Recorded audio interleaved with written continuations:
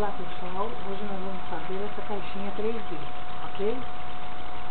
Primeiro passo, vamos precisar de 3 folhas de revista, tá? Vamos pegar a folha e vamos dobrar essa ponta até aqui, ok? Feito isso, nós vamos cortar com a régua essa parte que não vamos usar. Então vamos ter isso aqui, ó, certo? Fiz isso, vou trazer essa ponta até aqui, ó, encontrando com essa, certo? Eu vou ter isso aqui, ok? Fiz isso, eu vou pegar essa pontinha e trazer até a metade, ok? Trouxe até a metade, vou levar a outra pontinha também até a metade.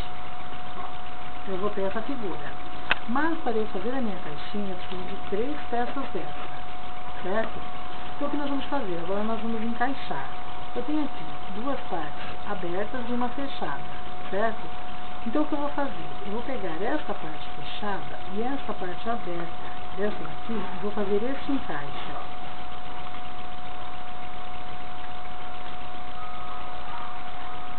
Eu vou ter isso aqui, ó, ok? Deu para entender? Encaixei parte aberta com parte fechada. Sem essa parte aqui, eu vou ter que encaixar essa parte que ficou faltando. Só que essa última parte era um pouquinho mais complicada, tá? Mas nós vamos fazer assim mesmo. Então, o que nós vamos fazer? Vamos dar uma seguradinha aqui. E aqui, ó, pessoal, nós vamos encaixar a parte aberta daquela figura. Dá um pouquinho de trabalho, tá? Mas a gente vai devagarinho. Encaixa aqui.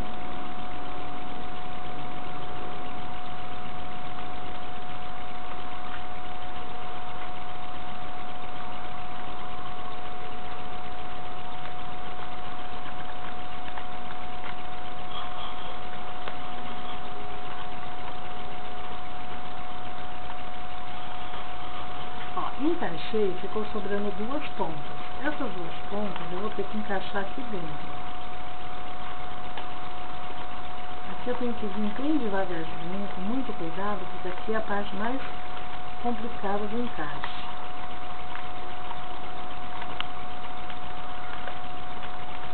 Vocês vão treinando, que vocês vão pegar o jeitinho, tá, pessoal? Ó, encaixei este lado, ficou faltando uma parte, ok? Aí eu venho também com muito cuidado e encaixo aqui, ó.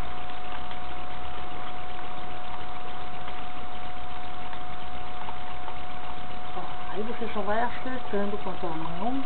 Ó que legal que fica. Pessoal, ó, tem uma caixinha 3D. Espero que vocês tenham gostado e treinem bastante para vocês pegar bem o jeito, tá? Um beijo a todos.